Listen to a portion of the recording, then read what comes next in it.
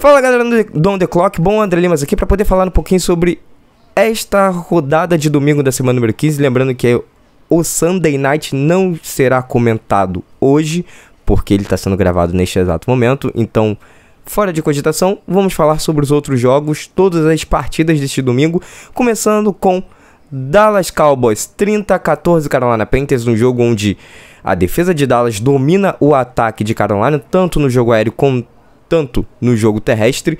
Foi assim um jogo que a secundária trouxe problemas para o Bryce Young. O Bryce Young também foi pressionado o jogo inteiro pelo front seven. O jogo terrestre de Carolina não entra também. Isso força com que o Bryce Young tenha que passar mais a bola.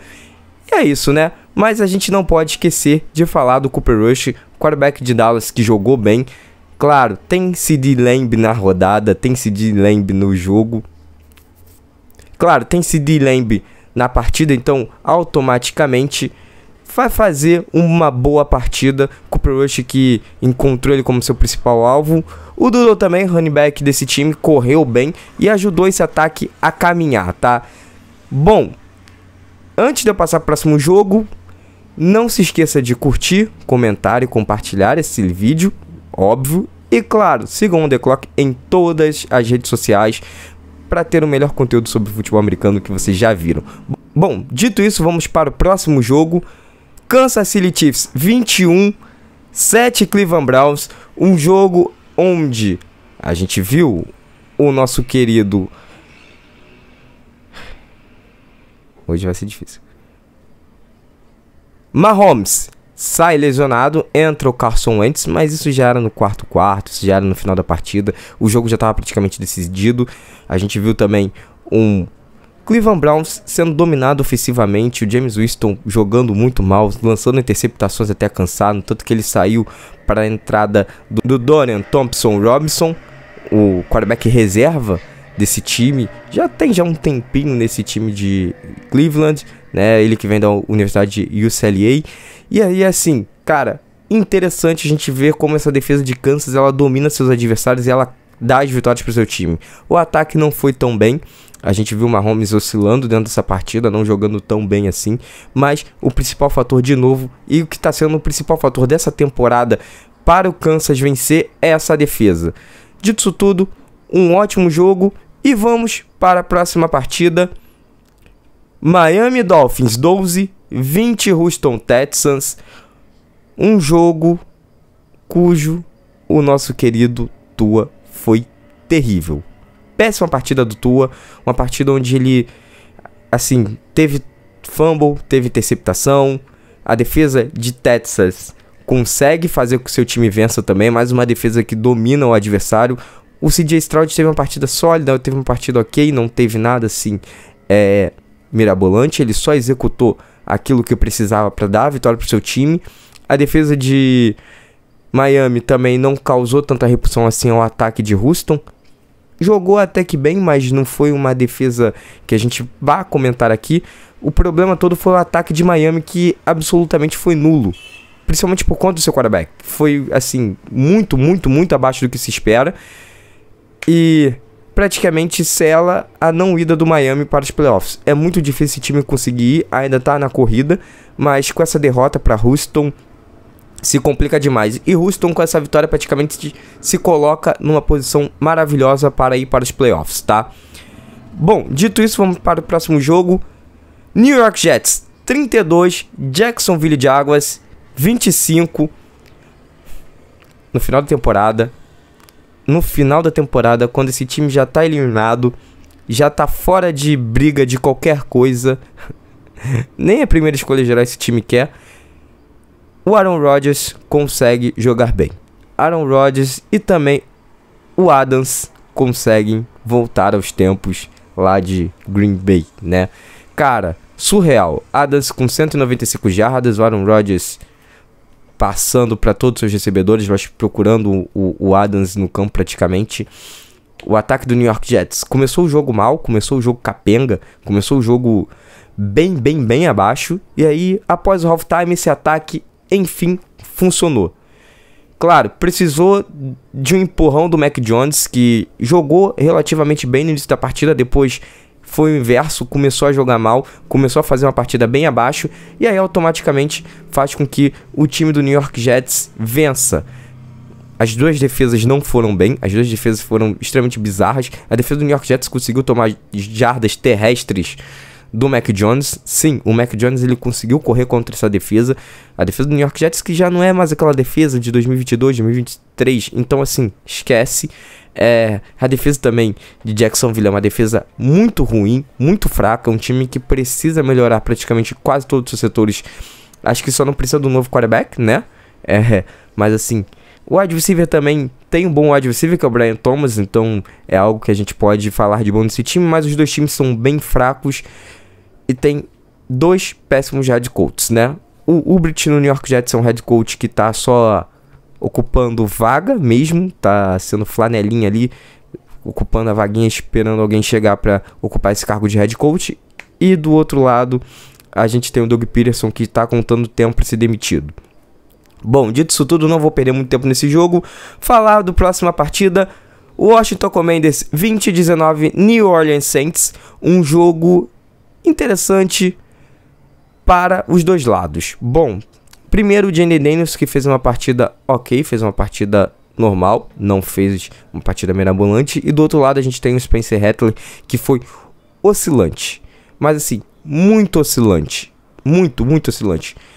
Quando ele jogou bem, que foram os drives que foram para a pontuação do Saints, cara, ele jogou muito bem. E quando foi drives que o ataque não pontuou, ele basicamente foi terrível. E aí assim, o time de Commanders também é uma equipe que oscila bastante durante seus jogos. Tinha tudo para vencer essa partida com uma tranquilidade, abriu uma vantagem no placar e depois deixa o Saints reagir. E é isso, não tem muito o que dizer. Terry McLaurin também faz uma partida ok, poderia ter feito uma partida melhor, mas ainda assim, quando foi acionado, chamou bastante atenção. Nada muito além dessa partida para ser falado, e é isso. Bom, seguimos para a próxima partida. Baltimore Ravens 35-14 New York Giants. Vamos começar falando sobre o New York Giants. Tommy DeVito, ele sai lesionado, ele sai com uma pancada na cabeça, tem uma concussão. E aí entra o seu reserva, o Tim Boyle, que, cara, não fez uma boa partida. É engraçado que o Tommy DeVito, ele tava fazendo uma partida ok, não tava aquelas maravilhas, mas para o padrão, Tommy DeVito tava fazendo uma partida interessante até. Depois que ele sai, esse ataque desanda, o negócio vai por água abaixo, o jogo terrestre também não entra. A defesa de Baltimore domina o ataque do New York Giants. E aí, com isso, eu só tenho que falar que o Lamar Jackson, ele tá correndo atrás do nosso querido Josh Allen na corrida de MVP. Sim, existe essa corrida ainda porque o que o Lamar Jackson vem jogando é surreal. É surreal. É um quarterback que vem tendo a tranquilidade, vem passando, no tanto que hoje ele teve 5 passes para TDs, consegue fazer uma partida maravilhosa e fazer com que seu ataque ande pelo campo. Num jogo onde Derrick Henry não consegue aparecer, foi parado por essa defesa de New York, o Lamar Jackson botou a bola debaixo dos braços e saiu distribuindo passe para todos os seus recebedores. Uma coisa maravilhosa. E mais uma vez o Baltimore Ravens se mostra um time muito forte. E cara, quando você enfrenta times mais fracos, você tem que dominar o seu adversário. Você tem que ser extremamente dominante. E foi isso que Baltimore fez contra esse time fraco do New York Giants. E o Brian Daboll pode ser que esteja em hot seat, tá? É isso. Bom, passando para o próximo jogo, Cincinnati Bengals 37-27 Tennessee Titans. Um jogo cujo Joe Burrow, ele quebra recordes. De novo. Cara, é outra coisa que eu preciso falar aqui. Se não fosse por essa defesa e principalmente por esse retrospecto terrível que tem o Cincinnati Bengals, o Joe Burrow, ele seria um candidato fortíssimo ao MVP. Talvez ele até passaria o Josh Allen nessa briga, tá? Mas como infelizmente pesa questões de vitórias e derrotas, que não é culpa do Joe Burrow, ele não entra nessa disputa. Pra mim, ele deveria ter o nome dele nesse bolo, sabe? Porque, cara, ele tá quebrando recordes semana após semana e de novo ele quebra recordes. Agora ele se torna o quarterback com mais TDs numa temporada da franquia do Cincinnati Bengals. O Cincinnati Bengals tem 400 vitórias na sua história, chega a sua vitória número 400. E principalmente, foi um jogo sólido contra um Tennessee Titans ruim. Cara, que time ruim é esse Tennessee Titans? E que quarterback ruim é o Will Levis. Ele teve tanto turnover, que eu até me perdi na quantidade de turnovers. Mas assim, ele teve tanto turnover que no final o Mason Rudolph teve que entrar no jogo. De tão ruim que tava a partida. Tava péssima mesmo. E ainda tem lá o Burrow, que é o jogador do Bengals, que ele vai pra endzone, solta a bola na linha de meia jarda e o Bengals não consegue entender por conta disso, né? Mais situações bizarras, a gente volta a falar sobre o que é bom mesmo, que é o Joe Burrow com o Ja'Marr Chase, essa dupla que chama atenção desde sempre, né? Desde LSU. E aí, cara, basicamente, eles dominaram essa defesa de Tennessee, o time de Tennessee. Cara, muito ruim. E é isso. Eu só tenho isso a dizer, tá? Não tenho uma análise muito grande aqui pra falar. Eu só tenho que dizer que é maravilhoso ver esse ataque do Cincinnati jogar de tal maneira que essa defesa é terrível. E, cara, a gente fica se perguntando, se fosse uma defesa minimamente decente, esse time provavelmente estaria brigando por playoffs. Ele está. Mas assim, com um asterisco muito grande, provavelmente não vai. O Joe Burrow é simplesmente minado pela sua defesa na disputa de MVP. E é bizarro, sabe? É bizarro. Só isso que eu tenho a dizer. Vamos passar pro próximo jogo. New England Patriots 30-17, Arizona Cardinals. Jogo do segundo horário. Eu esqueci de dizer isso. A gente já começou a chegar no segundo horário. Bom, um jogo interessantíssimo para o time do Arizona. Ponto. Um jogo interessantíssimo para Drake May. Ponto. Torcedor do Patriots só tá vendo Drake May. É isso. Não tem mais o que ver. É um time muito fraco. É um time que falta recebedores. É um time que falta jogo terrestre. É um time que a defesa tem bons nomes, mas ainda assim faltam alguns jogadores para completar. Então tem buracos. Mas o Drake May, ele consegue ainda assim fazer com que esse time seja minimamente competitivo ofensivamente. É um bom quarterback. Se ele for lapidado, tudo vai dar certo para esse time de New England no futuro. Mas aí precisa de quarterback coach, precisa de um coordenador ofensivo e precisa de um time em volta. Principalmente um ataque em volta dele. Caso contrário, esquece. Do outro lado a gente tem o Arizona Cardinals, que é um time melhor. E aí quando você tem um time melhor, o que você faz? Você domina seu adversário. É apenas isso. Você não precisa de muita coisa para dominar seu adversário. Se você for um time melhor, óbvio. Se você for um time melhor, entre aspas, aquele time melhor, mas não tão bom quanto, não tão bom ao ponto de você dominar, aí você vai sofrer. Foi o que aconteceu com esse time de Arizona. Não sofreu, conseguiu vencer tranquilamente. Kyler Murray faz uma boa partida, Trey McBride faz uma boa partida e principalmente o James Conner correu muito bem nessa partida, encontrando gaps, passando por meio da defesa do time de New England. Chegava no segundo nível, ele era dificilmente tacleado e fez uma boa partida, como eu falei. Bom, dito isso tudo, a gente vai para o próximo jogo. Indianapolis Colts 13-31, Denver Broncos. Cara, eu vou falar aqui sobre Anthony Richardson rapidamente. Todo mundo sabia que ele chegou muito cru na NFL. E ele tá muito cru ainda. A off-season tem que ser de muito trabalho pra conseguir fazer com que ele seja o quarterback que esse time quer. Ponto. Apenas isso. Apenas isso. Porque, cara, ele consegue ter algumas partidas boas. E aí em partidas contra defesas fortes como essa de Denver, ele simplesmente buga a mente. Erro de leitura, tomada de decisões ruins, interceptação. Assim, terrível o jogo do Anthony Richardson. E do outro lado a gente teve um Bo Nix que não fez uma partida mirabolante, fez uma partida ok, fez o que era necessário para esse time de Denver vencer. Nada mais do que isso. Foi absolutamente simples. Um jogo simples. Um jogo sólido. Não comprometeu era o que esse time precisava e tá tudo bem. Foi distribuindo passos para os seus recebedores, no tanto que não teve nenhum recebedor assim em destaque, e tá ótimo. Para você vencer, você só precisa disso. Quando sua defesa tá dominando o ataque adversário, o seu ataque ele não precisa ficar inventando jogada, metendo trick play a rodo, fazendo jogadas engraçadas porque tem que ser assim, abrir o playbook porque tem que ser assim. Não, você só precisa jogar o feijão com arroz, não entregar a bola pro teu adversário e vencer a partida. É apenas isso. E foi isso que esse time de Denver fez ofensivamente. A defesa dominou e quando a defesa domina, é isso que o ataque precisa fazer. Ponto e encerrado aqui. Mas não encerrado esse vídeo, tá? Continue aqui porque a gente vai falar do próximo jogo. Tampa Bay Buccaneers 40-17, Los Angeles Chargers. Eu vou falar bem baixinho aqui. Bem baixinho mesmo.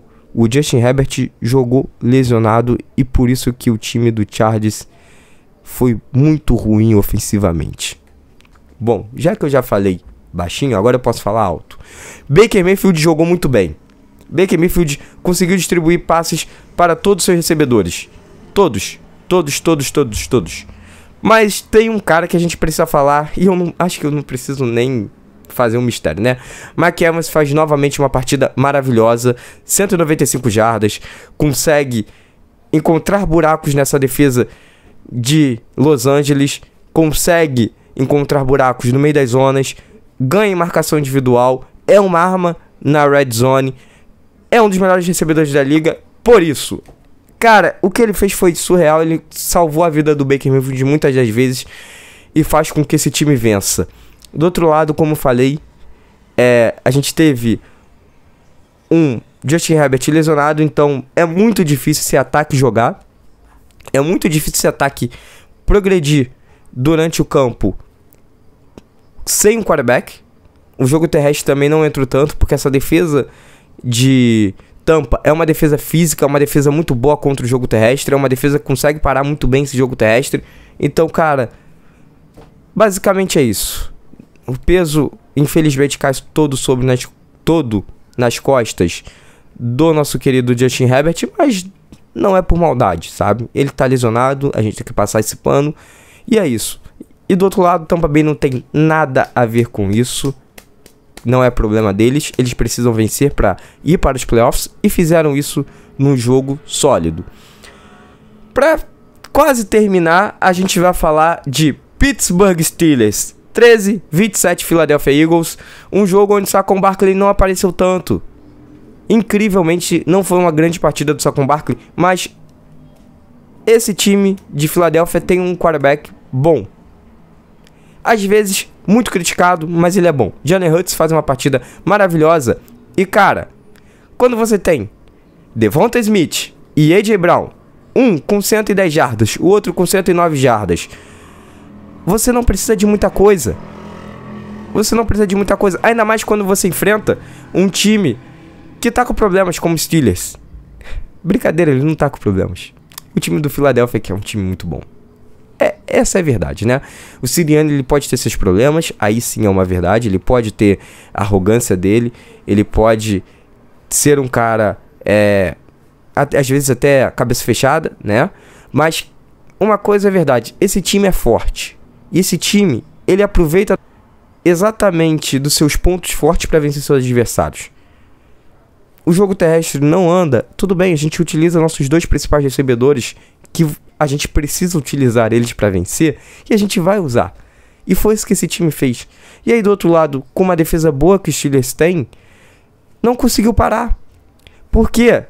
Porque essa defesa estava entrando praticamente toda hora em campo. Por quê?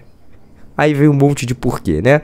Porque a defesa do Philadelphia Eagles não estava dando paz, tranquilidade para o Russell Wilson. O Russell Wilson, ele jogou praticamente o jogo todo pressionado. Ele jogou praticamente o jogo inteiro com alguém cheirando o cangote dele e não no sentido bom, sabe? No sentido ruim mesmo, sabe? Sempre tinha alguma ameaça quase sacando ele, fazendo com que ele soltasse a bola o mais rápido possível. O jogo terrestre com o Najee Harris não funcionou. Não foi um jogo terrestre bom. Problemas aí.